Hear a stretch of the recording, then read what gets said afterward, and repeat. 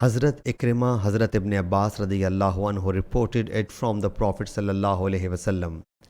Hazrat Asma bint Abu Bakr radiyallahu anha reports, I went to Hazrat Aisha radiyallahu anha and the people were performing the prayer. I said, what has happened to the people? She pointed towards the sky with the gesture of her head. I said, any sign? She nodded.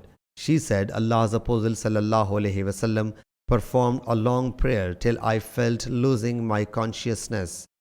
There was a water skin containing water beside me. I opened it and poured water on my head.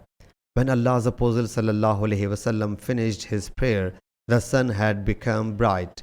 He sallallahu alaihi wasallam addressed the people and admired Allah Jalla Jalaluhu as it behooves him. Then he sallallahu alaihi wasallam said to proceed. She said, some of the women of Ansar started making a noise and I started to make them quiet. I said to Hazrat Aisha radiyallahu anha, what did the Prophet sallallahu alaihi wasallam say?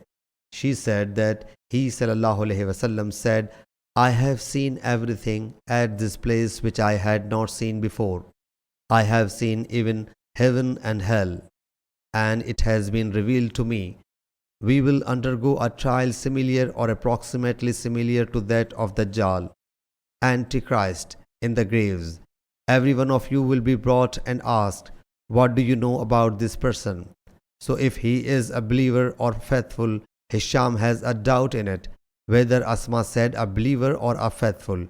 He will say, this is Muhammad, Allah's Apostle sallallahu alaihi wasallam, who came to us with signs, miracles and guidance. So we believed in him, accepted his message, followed him and testified him. It will be said to him, sleep in peace. We knew it well that you believed in him. If he is a hypocrite or a suspicious, Hisham has a doubt in it whether she said a hypocrite or a suspicious. He will say, I do not know. I would say only what I would hear from the people. Hisham said, Fatima told me that she had remembered it except what he had told about the severity with the hypocrite.